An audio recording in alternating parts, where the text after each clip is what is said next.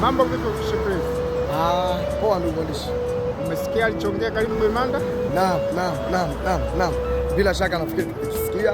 Watanzania wote hasa wananchi wa Young Africans wote wamesikia na sisi tumesikia, lakini nataka kuzungumza kitu kimoja kwamba amewasikia wazee walichozungumza. Unajua, kabla ya kuongea jambo inatakiwa ulitafakari, na nataka kumwambia bwana Karim Mwimanda au TFF na bodi ya ligi kwa ujumla kwamba heshima na tamaa havikai pamoja.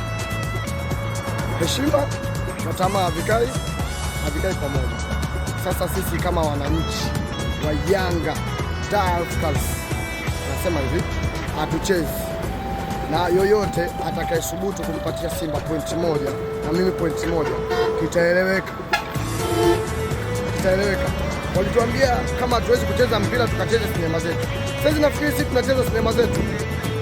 Tunacheza sinema zetu na season ya sinema zetu ilipofikia sasa hivi imefikia season 2. Au sio bwana?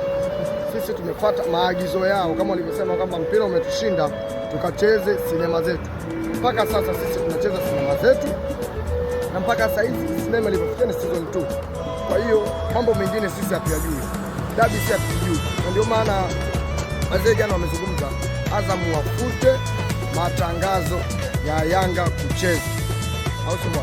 Yanga hatuchezi na Azam mpaka sasa hivi nafikiri wameshatima maelekezo kutoka Jangwani. Hatutaki matangazo ya rushwa. Dabi haipo. Kama kuna dabi itakuwepo ya wekundu wa Msimbazi na kina Yusuf Asman Kuto. Ndio dabi itakayokuwepo. Sisi hatuna dabi. Hatuitambui kabisa. Hatuitambui na hatuchezi.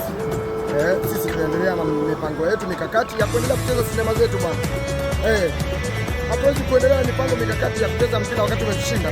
Sisi tunaweka mikakati ya kuendelea kucheza sinema zetu.